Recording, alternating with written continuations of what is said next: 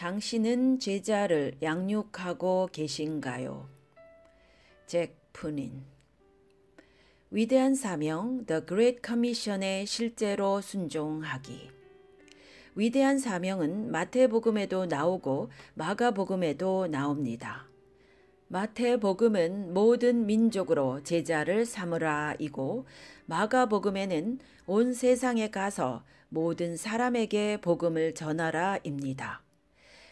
잭 푸닌이 늘 강조하는 것은 성경을 두루두루 보는 것입니다. 위대한 사명, The Great Commission에 관해서도 두루 성경을 보아야 합니다. 얼마나 그 사명이 중요하기에 위대한 사명이라고 이름을 붙였을까요?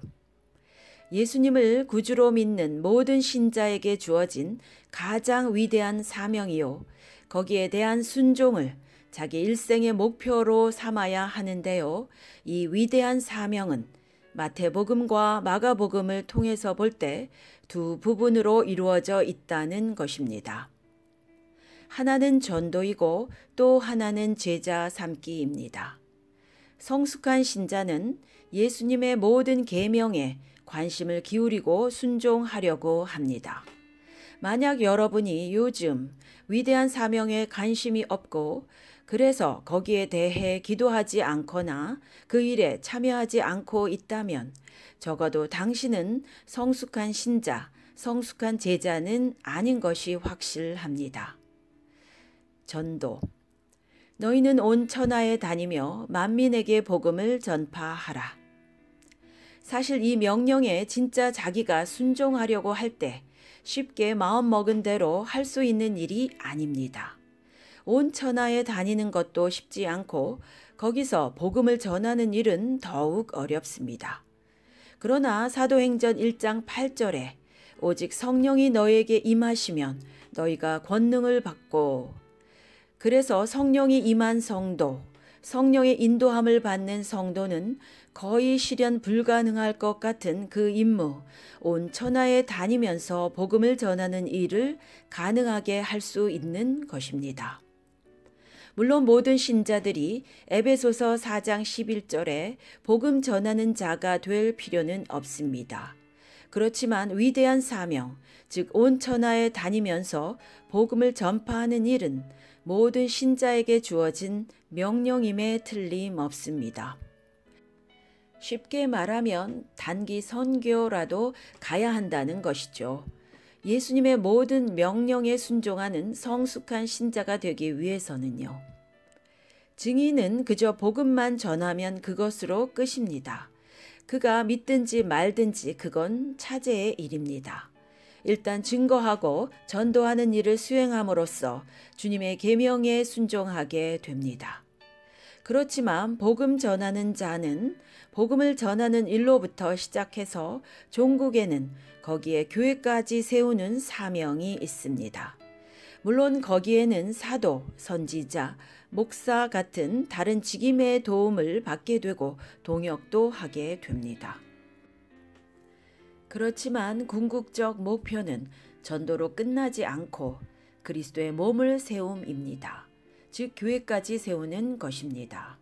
그래서 교회가 세워지면 목사에게 맡기고 그는 또 다른 개척지로 향해 떠나게 됩니다. 물론 그를 통해 세워진 교회가 그를 위해 기도하며 뒷받침하겠지요. 그런데 오늘날 현실적 문제점을 감히 언급하자면 복음 전도자가 전도를 해도 그렇게 만들어진 새 신자가 그리스도의 몸에 잘 정착하지 못하는 경우가 많습니다. 그리스도의 몸인 지역교회가 건강하지 못한 경우 그렇게 됩니다. 또 한 가지 문제는 전도 방식 역시 우려스럽습니다. 회개를 통한 회심에 의해서 전도되어지지 않고 결단주의에 의해서 값싼 은혜로 신자들이 쉽게 만들어지고 있습니다. 그런 문제점들이 있지만 오늘도 삼위일체 하나님은 살아서 역사하시고 반드시 올바른 방식에 성령에 의해 인도함을 받아서 되어지는 전도와 성령의 역사하심 가운데 세워지는 그리스도의 몸 교회는 오늘날에도 쉼 없이 그 역사를 계속해 나가는 줄 믿습니다. 특히 인도에서 대형 전도 집회 때 정치인을 초대하는 것을 주의해야 합니다. 초대된 정치인 중에 신실한 크리스천도 있겠지만 혹시라도 만에 하나 예수님은 안나스, 가야바, 헤롯, 빌라도를 초대하여 그들과 함께 그분의 복음 전도 집회를 가졌다고 상상할 수는 없습니다. 저 푸니는 값싼 은혜에 의한 대규모 결신에 대해 좀 회의적인 입장을 가지고 있습니다. 왜냐하면 성경에 이런 말씀도 있거든요. 배나 지옥 자식이 되게 하는도다. 마태복음 23장 15절. 화 있을진저 외식하는 서기관들과 바리새인들이여, 너희는 교인 한 사람을 얻기 위하여 바다와 육지를 두루 다니다가 생기면 너희보다 배나 더 지옥 자식이 되게 하는도다. 전도 집회에 수고하시는 분들을 싸잡아 비판하게 될까봐 조심스럽지만 서투른 교세 확장식 전도 집회는 자칫 잘못하면 배나 지옥 자식을 만들 수도 있습니다. 사탄의 그런 괴계를 우리가 깨어 있어 미리 사전에 막아야 하겠습니다. 한 사람이라도 우리가 하는 전도와 결신이 하늘의 천사들이 기뻐할 수 있는 그런 참 전도가 되어야 하겠습니다. 누가복음 15장 10절. 이와 같이 죄인 한 사람이 회개하면 하나님의 천사들 앞에 기쁨이 되느니라. 그래서 그가 그리스도의 몸에 잘 정착되어야 하겠습니다. 물고기를 잡았는데 그물에 구멍이 너무 커서 다시 바다로 나가버리고 그러다가 다시 그물에 잡히고 또 그물 구멍으로 빠져나가서 바다로 돌아가고 그런 일이 반복되지 않도록 촘촘한 그물, 즉 성경적인 복음 전도가 이루어져야 하겠습니다. 일부는 표적과 기사를 동반해서 병도 고치고 기적도 행하면서 복음을 전파하고 있습니다.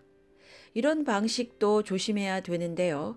만약 그렇게 병도 나아서 또는 표적을 보고서 예수를 믿게 된 새 신자들이 건강하게 교회에서 정착되지 못한다면 역시 그물에 큰 구멍이 뚫려서 바다로 다시 돌아가 버리게 된다면 그런 표적과 기사 방식의 전도 방식도 그물을 다시 촘촘하게 수선해야 합니다. 표적과 기사보다 중요한 것은 참 복음을 듣고 죄인이 회개하고 회심하고 그가 옛 사람의 길에서 돌아서는 것입니다. 그래서 그가 그리스도의 몸의 일원이 되는 것입니다. 그리고 그가 제자로서 계속 성장해 나가는 것입니다. 그때 우리는 위대한 사명에 순종하는 길로 나아가게 되는 것입니다. 그 방향을 상실하고 그저 기적만 행해 보여주기 식의 전도 방식 역시 하늘의 천사들이 기뻐하는 것이 아니라 오히려 마귀가 기뻐하는 전도도 될 수 있음을 우리는 주의해야 되겠습니다. 전도에 수고하시는 분들, 복음 전도자 분들의 애씀에 감사드립니다. 그러나 신약 성경에 나타난 전도, 예수님이 당부하신 전도는 그저 전도로 끝나지 않고 그들이 그리스도의 몸에 소속되고 그래서 거기서 그리스도의 제자로까지 성숙될 수 있도록 그 목표와 방향성을 향해서 나아가 주시기를 당부드립니다. 제자 삼기. 오늘날 교회에 제자 삼기는 정말 어려운 과제가 되고 있습니다. 많은 교회에서 제자를 양육하려 하지만 뜻대로 되지 않습니다. 현실적으로 많은 제자들이 양육되지 못하고 있는 것입니다. 그 이유가 무엇일까요? 그들은 혹시 근본적으로 회심하지 않았기 때문이 아닐까요? 근본적으로 회개하고 회심한 신자들은 그리스도의 형상을 따라 성장하는 제자도의 길을 걸어갈 것입니다. 그런데 오늘날의 전도가 너무 결단주의에 의해 그저 복받기 바라고 그저 문제 해결되기 바라는 마음으로 교회에 들어왔으니까 마치 9달을 채우지 못한 미숙아들이 태어나서 대단히 위태위태하게 교회를 다니고 있는 것입니다. 이런 분들은 또한 교회와 목사에게 문제를 일으킬 소지가 많습니다. 알곡 신자들을 모으지 못하고 알곡과 가라지가 섞여 있으니까 아무리 제자 훈련을 한다고 해도 가라지들은 잘 되지 않는 것입니다. 이런 경우 회개의 복음으로 다시 출발해야 합니다. 그래서 반드시 회개하고 복음을 믿는 신자로 거듭나야 하며 그제야 제자도의 길로, 성숙의 길로 자연히 인도되어질 것입니다. 누가복음 15장 7절 내가 너희에게 이르노니 이와 같이 죄인 한 사람이 회개하면 하늘에서는 회개할 것 없는 의인 99으로 말미암아 기뻐하는 것보다 더하리라. 하늘의 천사들이 기뻐서 잔치하는 사람은 회개한 신자가 돌아오는 것입니다. 안 그러면 기뻐하기는커녕 배나 더 지옥 자식이 될 수도 있다는 경각심을 가져야 하겠습니다. 진정 회개한 신자는 그 열매로 알 수 있습니다. 삭개오처럼 자기가 사기친 것은 보상하고 되갚는 것입니다.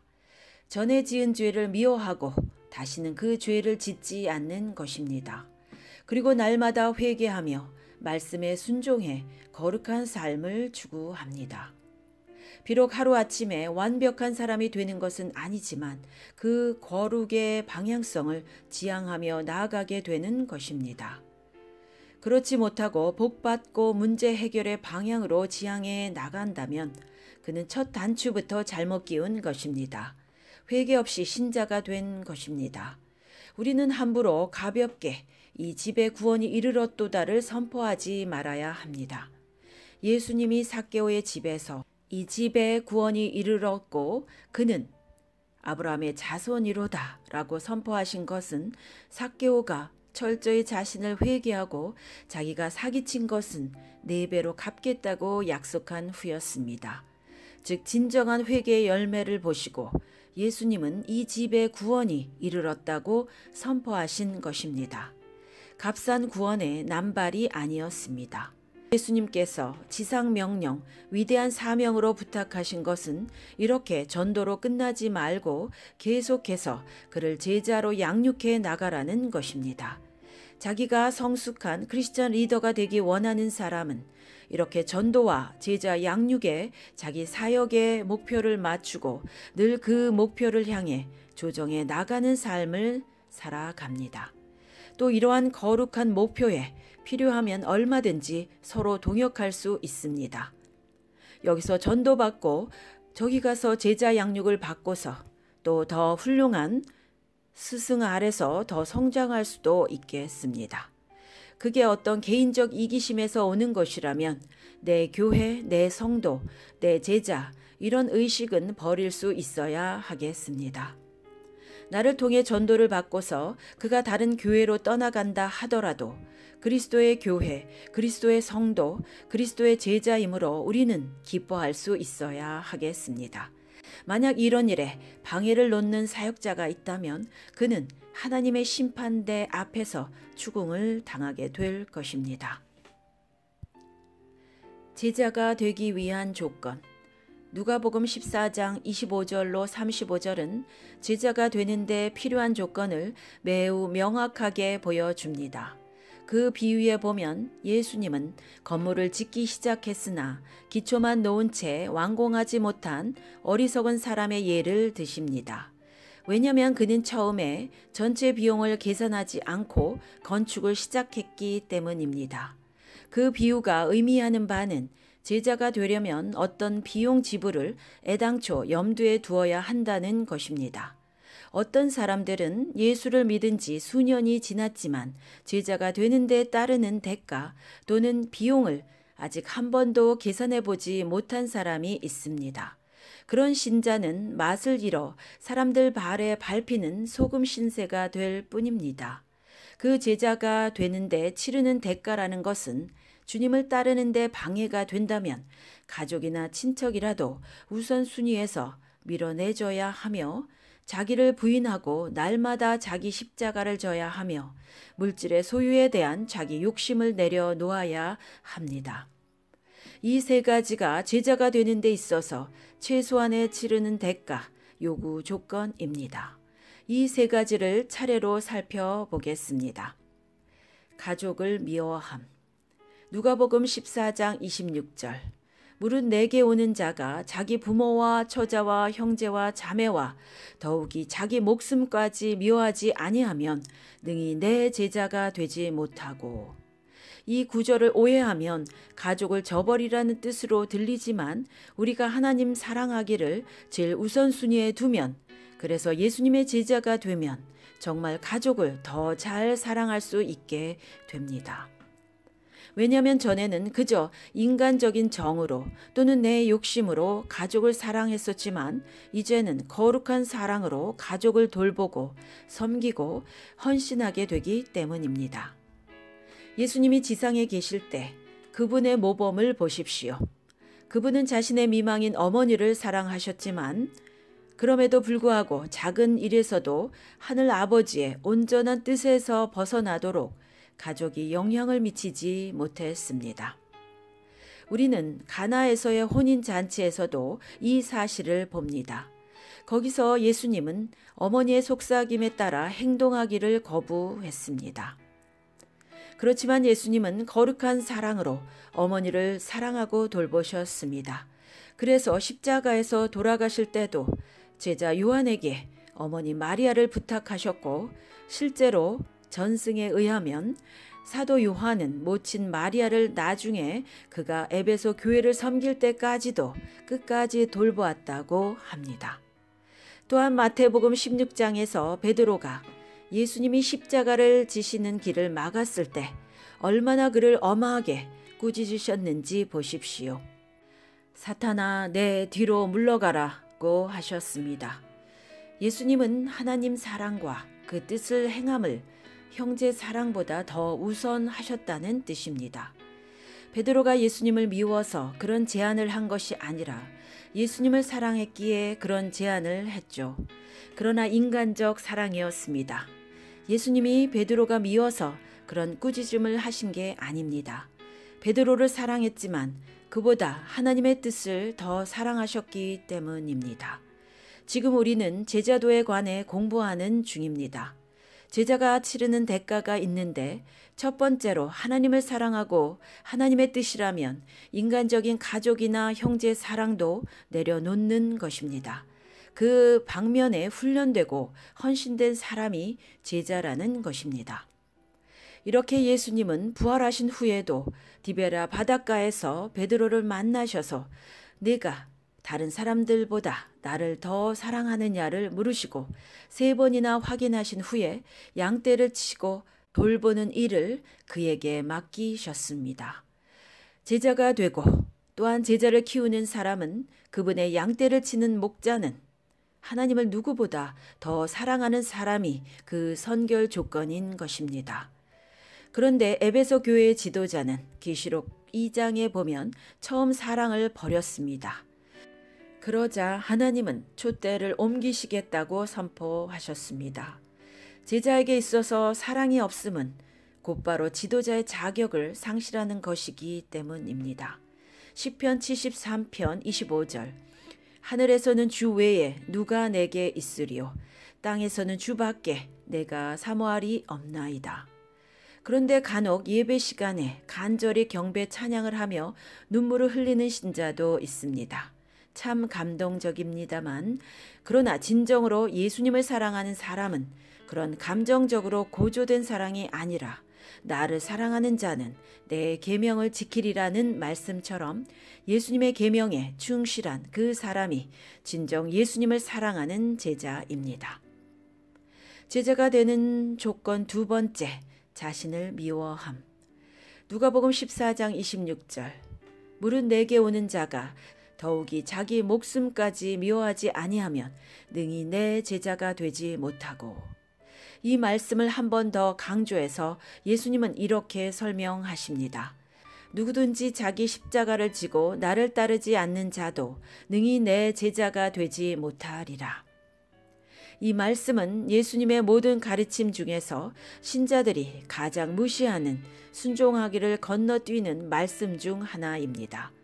예수님은 누가복음 9장 23절에서 제자가 자신을 부인하고 십자가를 지는 것은 매일 해야 한다고 말씀하셨습니다.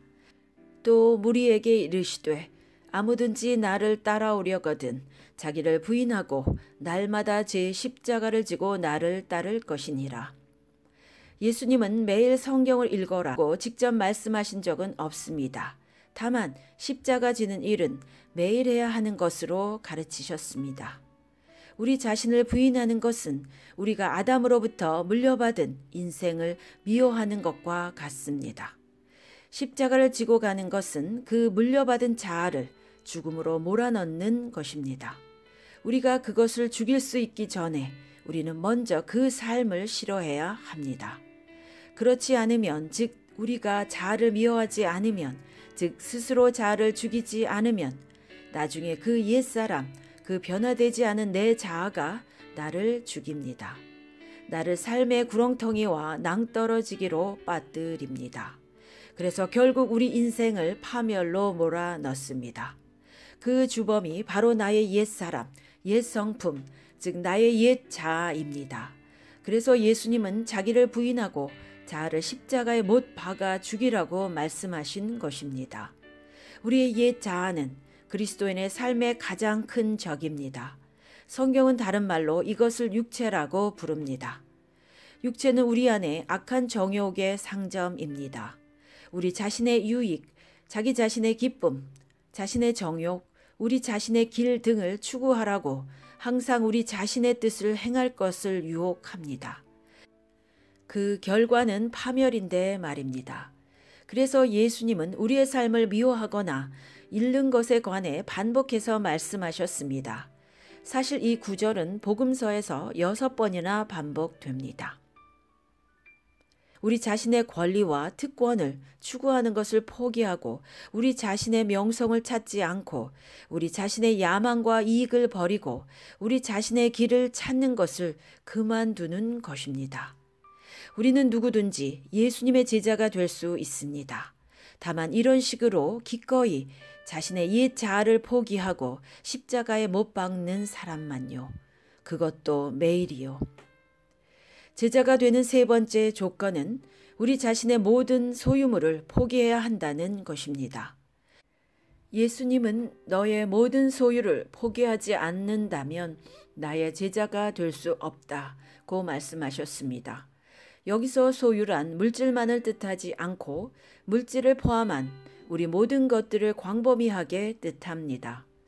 우리의 소유물을 버린다, 포기한다는 것은 우리가 더 이상 그것을 우리 자신의 것으로 생각하지 않는다는 것을 의미합니다. 자기 모든 소유를 포기한 예를 우리는 아브라함, 이삭, 야곱의 예에서 잘 볼 수 있습니다. 어느 날 하나님은 아브라함에게 그의 모든 소유와도 같았던 아들 이삭을 번제로 바치라고 명령하십니다. 아브라함은 단호히 아들 독자 이삭을 번제단에 바치려 했습니다. 이로써 그는 시험을 통과하고 열방의 아비로서 살아갈 수 있었는데요. 그 후에 자기 집에 여전히 이삭이 거했지만 그는 이삭을 자기 소유가 아니라 하나님의 소유로 여기며 살았던 것입니다. 자기 모든 소유를 주님을 위해 거뜬히 버린 사람으로서 살았던 것입니다. 하나님이 뭘 부족해서 우리 것을 바치라고 하시는 것이 아니라 우리가 우상으로 섬기면 멸망을 당하기 때문에 천국에 못 들어가기 때문에 모든 소유를 버리라고 명하시는 것입니다. 그렇게 버리면 오히려 몇 배로 더 얻습니다. 진짜 버리는 게 아니라요. 우리도 아브라함과 같은 도전이 있습니다. 우리가 가진 모든 것을 제단 위에 놓고 하나님께 드려야 합니다. 우리의 우상들을 기꺼이 단호히 버려야 하는 것입니다. 아직도 우상을 버리지 못하고 사랑스레 끼고 있으면서 예수님의 제자는 될 수 없습니다. 제자가 못 될 뿐더러 어쩌면 천국에도 들어갈 수 없을 것입니다. 구약에서 보듯이 우상 숭배자는 언제나 멸망당했기 때문입니다. 우리가 지금 우리 집에 살고 있다 하더라도 그 집을 하나님의 소유로 간주해야 합니다. 90평생 사는데 하나님이 빌려주신 임대해 주신 집입니다. 그렇게 집을 포함한 자기 모든 소유를 버리는 사람이 바로 예수님의 진정한 제자입니다. 그 외에 우리의 자산에는 은행 계좌, 재산, 직업, 자격증, 재능, 아내, 자녀 및 이 지구상에서 가치 있는 모든 것들이 포함됩니다.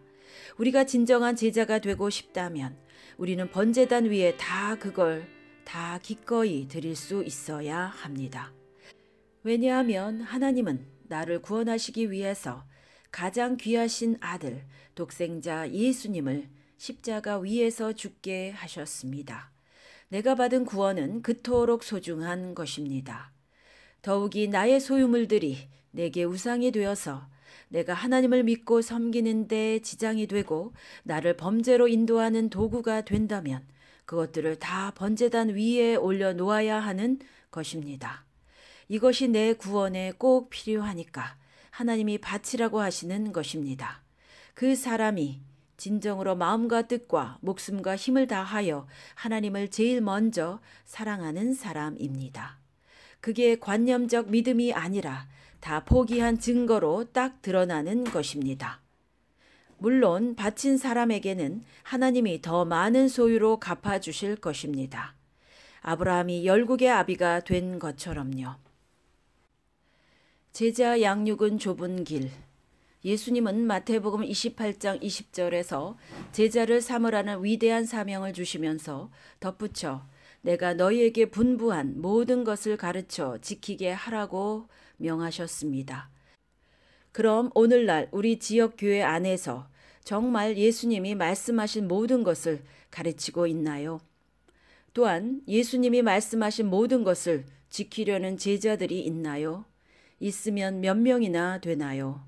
일례로 너희가 서로 사랑하라는 계명만 봐도 그렇습니다.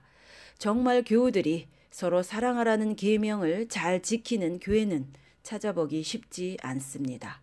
어떤 일부 교회나 선교회는 자기 공동체에서 기사와 표적이 나타난다고 스스로 만족하지만 혹시 전도에는 기사와 표적이 나타나는 것이 중요할지 모르지만 제자 양육은 모든 계명을 다 가르쳐 지키게 하는 것입니다. 사역자들은 그 목표와 기준을 선명하게 가슴에 품고 있어야 하겠습니다. 예수님은 지상 사역하실 때 기사와 표적을 보이시며 전도하셨습니다. 그러나 그 후에 꼭 말씀을 가르치셨습니다. 오늘날로 치면 제자 양육입니다. 그리고 제자도에 관해서도 가르치셨음을 우리는 누가복음 14장을 통해서 앞서 살펴보았습니다. 그리고 실제로 최소 12명의 제자를 양육하셨습니다.